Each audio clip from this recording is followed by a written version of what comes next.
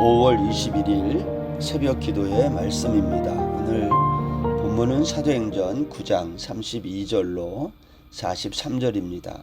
그때에 베드로가 사방으로 두루 다니다가 루다에 사는 성도들에게도 내려갔더니 거기서 애니아라 하는 사람을 만나매 그는 중풍병으로 침상 위에 누운 지 8해라.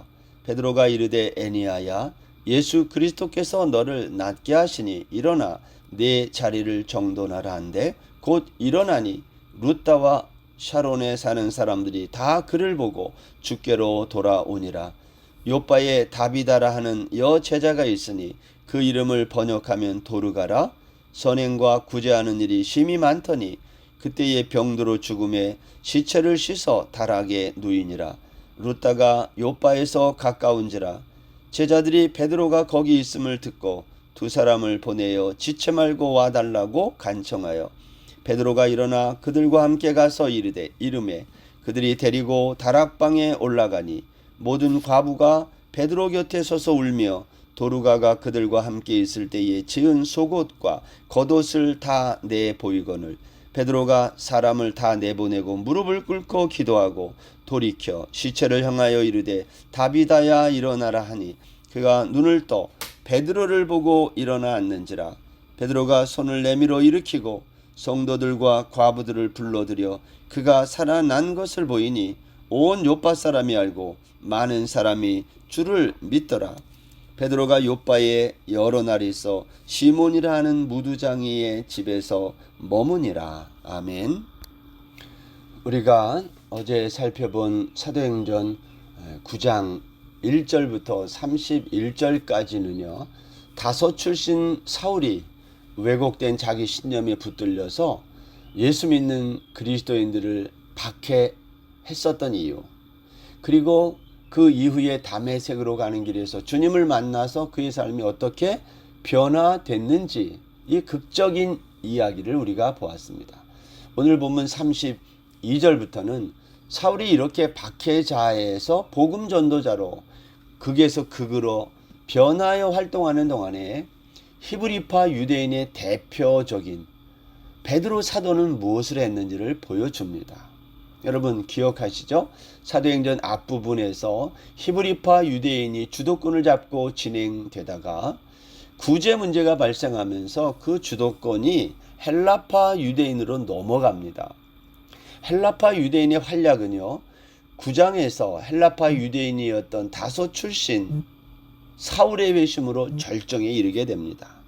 그런데 오늘 본문은 헬라파 유대인 이야기를 잠시 중단하고 다시 히브리파 유대인 이야기로 넘어가는 거예요. 마치 히브리파 유대인과 헬라파 유대인 사이에 누가 더 주의 일을 잘하는지 경쟁하는 듯한 인상을 우리에게 보여줍니다.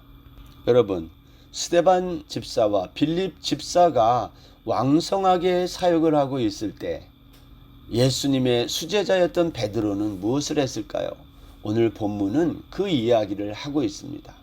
오늘 32절 보면 그때에 베드로가 사방으로 두루 다니다가 루다에 사는 성도들에게도 내려갔더니 그랬어요. 루다는요, 지중해 연안의 샤론 평야에 위치한 도시인데요. 빌립이 에디오피아 내시에게 세례를 준 다음에 지중해 연안을 따라 북쪽으로 가면서 복음을 전했던 지역입니다. 루다에 사는 성도들이란 바로 빌립에 의해 복음을 듣고 믿게 된 사람들이었을 겁니다. 예루살렘을 떠나지 못하고 그동안 갇혀서 핍박과 박해를 피해 숨어 다니던 베드로가 루다에 간 거예요. 빌립 집사에 의해서 먼저 복음의 씨를 뿌려 놓은 그곳에 사도 베드로가 들어갔어요. 어떻게 생각해 보면 자존심 상하는 일입니다. 일반 성도가 가서 복음의 씨를 뿌린 곳에 사도인 베드로가, 그것도 수제자였던 베드로가 뒤따라 들어가 복음을 전하는 거예요. 사람들의 시선을 의식하고 사람들의 말을 염두에 두었다면 베드로는요, 아마 루다에 못 갔을 거예요. 여러분, 사람들은 선한 일을 하면서도 은근히 나에게 있는 능력을 자랑하고 싶어 할 때가 많습니다. 우리가 봉사를 하고 헌금을 할 때도 마찬가지예요. 적어도 나 정도면 이만큼은 해야지 이러면서 헌금하는 분들도 있을 거예요. 여러분, 신앙생활은 바르게 하는 게 중요합니다. 나에게 나의 능력을 보여주는 것보다 더 중요한 것은 나에게 주어진 일에 충성하는 거예요. 베드로는 빌립이 먼저 가서 복음의 씨를 뿌린 그곳에 뒤따라가 그곳에 가서 복음을 전하다가 오늘 33절에 보면 애니아라고 하는 사람을 만나는 거예요. 근데 이 사람은 8년 동안 중풍병으로 누워있는 사람이었다. 빌립이 이곳에서 복음을 전했지만 중풍병으로 고생하는 애니아의 이 문제를 해결하지 못한 거예요. 사람마다 하나님이 맡겨준 일이 있는 거죠. 빌립이 해야 될 일이 있고 베드로가 해야 될 일이 있는 거예요. 오늘 루다에서 애니아를 만난 베드로는 제일 먼저 이렇게 물어봐요. 애니아야, 그리스도께서 너를 낫게 하시니 일어나 내 자리를 정돈하라. 저는 이 말씀을 보면서 이런 생각이 들었어요. 베드로는 이렇게 말할 수도 있었을 겁니다. 애니아야, 그리스도께서 너를 낫게 하시니 일어나라. 이렇게 말해도 돼요. 근데 베드로는 일어나 내 자리를 정돈하라 라는 말을 덧붙여요. 이거는요, 단순히 육체적 질병만을 고쳐주려는 것이 아니라 애니아의 삶을 회복시키려는 그런 의미가 있어요. 내 자리를 정돈하라라는 이 말은 이제까지 다른 사람들이 내 자리를 펴주었지만 이제는 내 스스로 자리를 펴라는 의미다라는 거예요. 이제까지는 남의 도움을 받고 살았지만 이제부터는 남에게 도움을 주는 그러한 삶을 살라는 거예요. 애니아의 자리는 어떤 자리이기에 이와 같은 정돈이 필요했을까요? 8년 동안 중풍병으로 누웠던 자리라면 냄새와 더러움으로 가득 찼을 겁니다. 혹시 우리 중에도 애니아처럼 이렇게 자신만을 위해서 자기 주변에 있는 삶조차 정돈하지 못하고 사는 사람이 있을 겁니다. 그러한 사람들이 혹시 있다면 여러분의 주변의 삶을 먼저 정돈할 수 있는 그러한 은혜가 있기를 주의 이름으로 축원합니다. 여러분, 그런데 삶을 정돈하려면 먼저 해야 될 일이 뭔가요? 병을 고쳐야 되는 거예요. 내 몸이 아픈데 주변 삶을 어떻게 정돈합니까? 삶을 정돈하려면 병을 고침받아야 되는 거죠. 베드로의 사명이 이것이었어요. 애니아의 병을 고쳐 그의 삶을 정돈하는 일을 하는 겁니다. 오늘 여기 보면 35절에 보면 루다와 샤론에 사는 사람들이 이 애니아가 병을 고침받고 정돈하는 이 모습을 다 보면서 주께로 돌아왔다. 오늘 성경이 그렇게 말해요. 이런 거예요. 나의 삶이 정돈되면 그것은 나에게 멈추지 않고 다른 사람에게 영향을 준다는 거예요. 여기 돌아가니라 라는 이 말은 원래의 위치로 라는 그런 의미가 있어요. 애니아가 중풍병에서 고침을 받은 것을 보고 루다에 사는 사람들이 주님께로 돌아왔다. 원래의 자리로 돌아왔다. 그런 말이에요. 여러분, 전도라는 것은 눈으로 보면서 이루어져요. 애니아를 보고 사람들이 주님께로 돌아온 거예요. 루다에 사는 사람들이 본 게 뭐였어요? 애니아의 삶이었어요.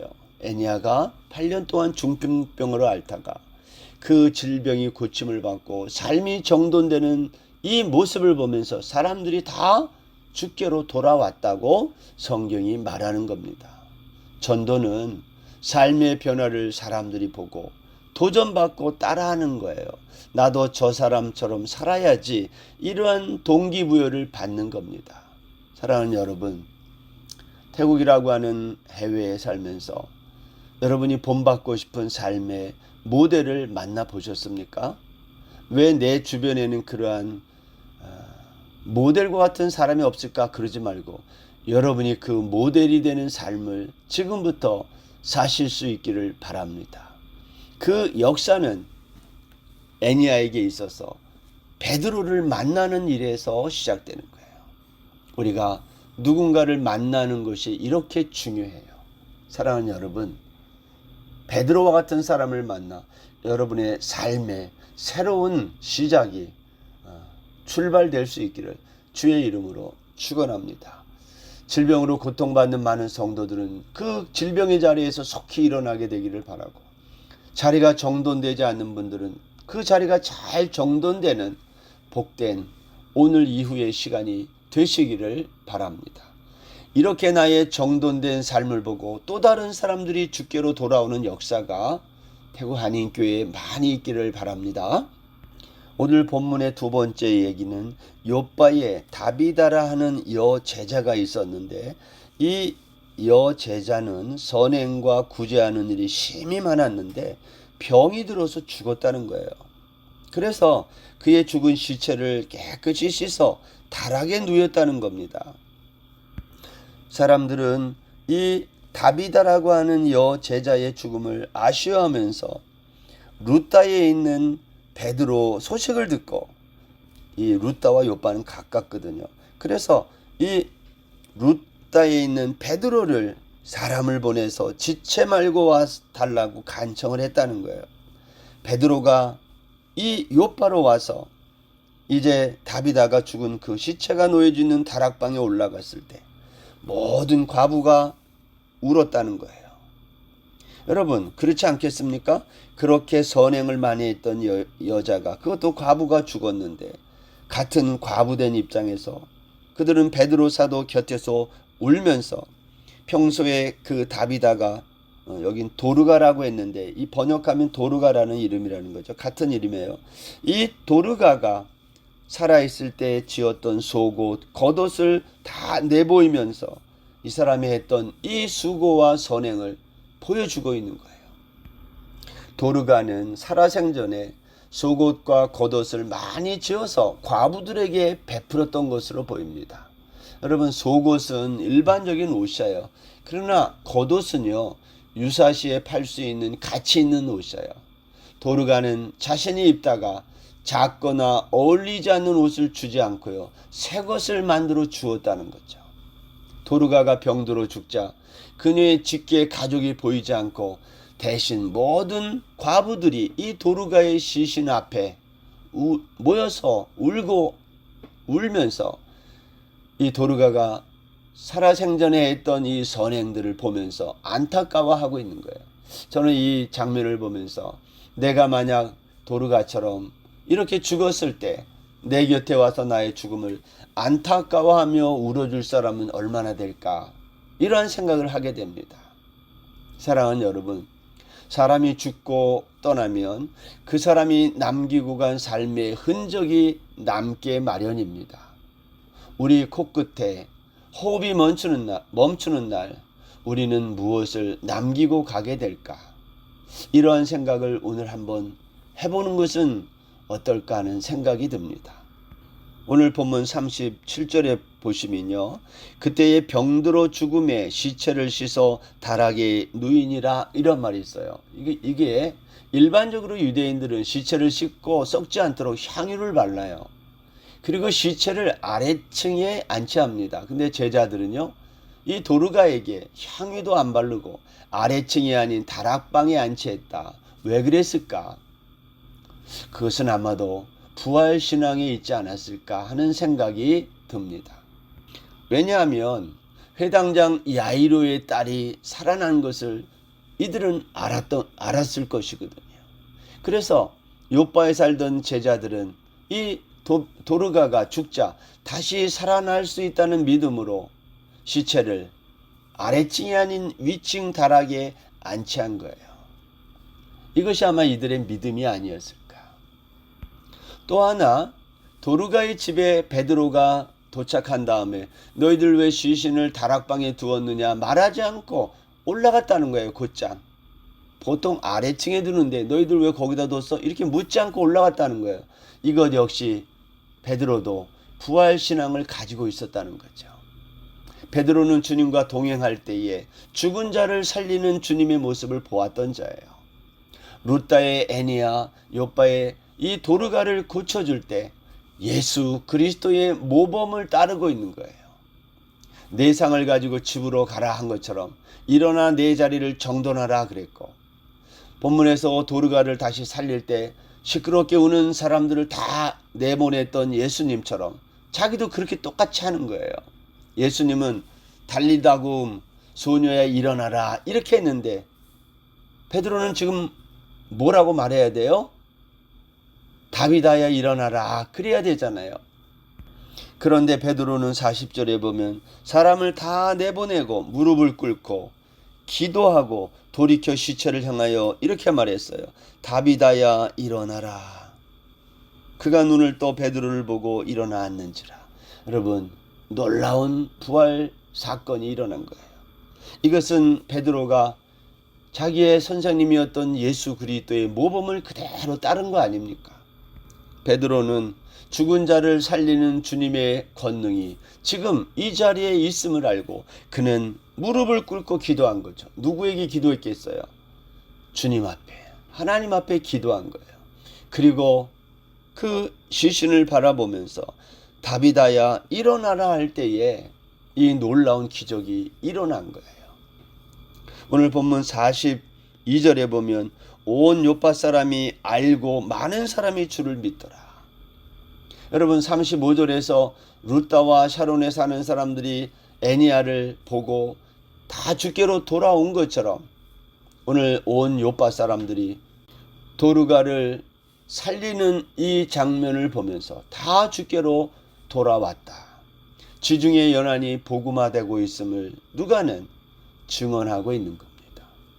헬라파 유대인에게 복음 전도의 주도권이 넘어갈 때 히브리파 유대인들도 이에 질세라 베드로를 통해 지중해 연안 백성들이 주님께로 돌아오는 이 놀라운 일에 쓰임받고 있었던 것입니다.